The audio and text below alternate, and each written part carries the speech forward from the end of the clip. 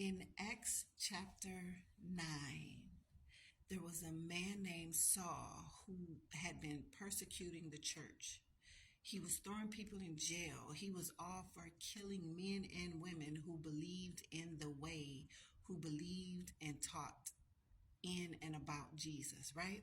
So he was on his way to get the people who believed in Jesus and was preaching about Jesus to drag them to prison, men and women. On his way on the road to Damascus, Jesus stopped him and had a conversation with him and then blinded him. So now in Acts chapter 9, Saul is praying. He is praying. While he is praying, God reached out to a believer named Ananias and said, listen, Ananias, I'm going to need you to go over here on this straight street and I'm going to need you to find the man named Saul. And I want you to do this, this, and that. Ananias was like, hold up. Lord, do you, Saul, do you know who Saul is? Saul is the one that's coming to get us. Saul is the one that's throwing us in prison. He wants us dead. You want me to go? God said yes. And he gave him his reason for it. He said, I'm going to use Saul. The next verse says, Ananias went. So prior times in reading that, I think about, like, if God is telling you to do something and it sounds crazy to you and everybody else, like even him talking, Ananias talking back to God, like, wait, Lord, do you know who Saul is? He had a conversation with God. God responded to Ananias's concerns. This time reading it, I understand that when God responded to his concerns, I believe God gave him peace about it. I believe he believed what God said and he had peace about it.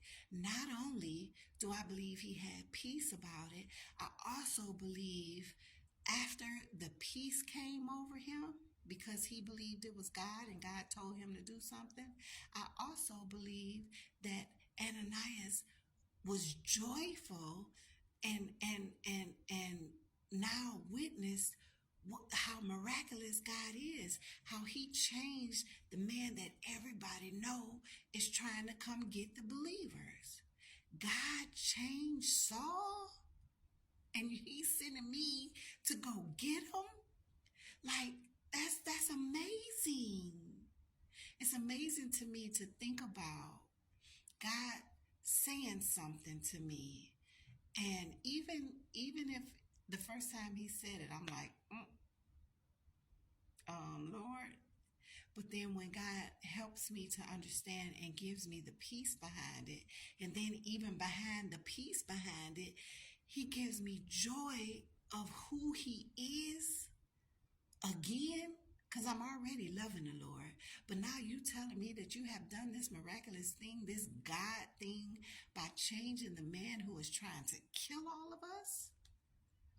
That is awesome. Then I also think about Ananias, if he had a wife, did he tell his, Bible don't say, but did he tell his wife what he was going to do? Because that could go one or two ways.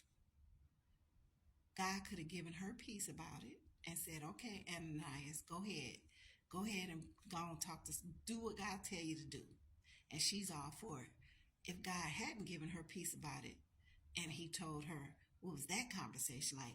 Boy, you ain't going nowhere. Boy, you ain't going nowhere.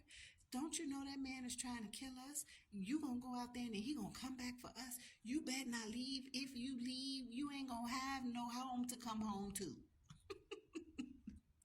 But if God gave her peace, if he told her and God gave her peace, like, that's just amazing to me. But if God doesn't give peace, most of us ain't gonna do it. God gives us instruction about something and then we're just not gonna do it. God gives you instruction about your relationship for you to be the one to do what He said do. Well, Lord, why I got to be the one? Why? Why you can't tell them to change? Why can't you change them? Why I got to be one? You don't know what God has planned out of your obedience. You don't know what's going to happen. You just got to believe and trust God. If you know that it's God telling you, now that's the thing, you got to know that it's God talking. If you know that it is God telling you something, then you better move in obedience and let Him be God and watch Him work. Imagine if Ananias didn't go. I don't know what would have happened. I'm glad he did do it. I don't know. I can't even imagine. But just even in our lives today, when God tells us to do something and we don't feel like, most of us be like, that ain't God. That was the devil. That God would never tell you to do. No, you got to know the voice of the Lord. And then even if He doesn't give you any type of understanding, you still got to move in obedience because God said so. Those of us who are parents, you got some mamas that'll be like, do it because I said so. Why I got to do because I'm the mama, that's why. And some fathers might say the same thing, because I'm the daddy, that's why. God said, because I'm God. That's why. Because I said so. That's why. Whether you believe it or not. But you got to think about that. If it's God, God ain't going to never tell you to do nothing wrong. Even if He's telling you to humble yourself. If He's telling you, He's never going to tell you to do anything wrong. We got to know it's God, and then we have to move in obedience when He speaks. Because if we don't, the repercussions of that, they will never be good. But when we move in obedience, it is always good. God gets the glory and you get the blessing. It's a win-win.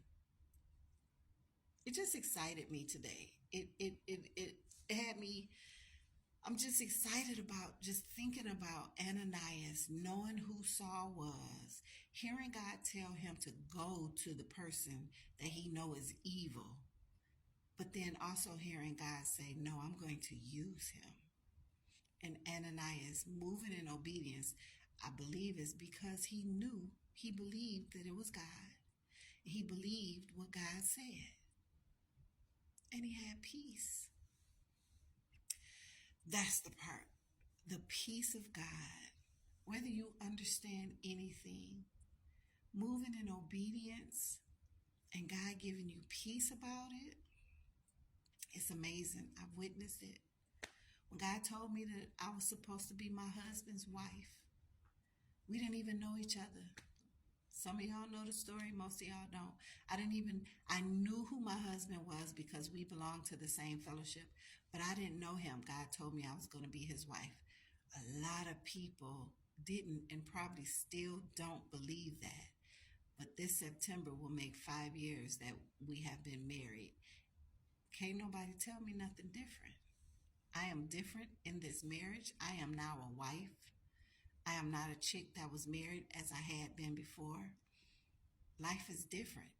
I moved in obedience, but the peace that came with it after he told me that I was going to be his wife, it was crazy because I didn't even really know him.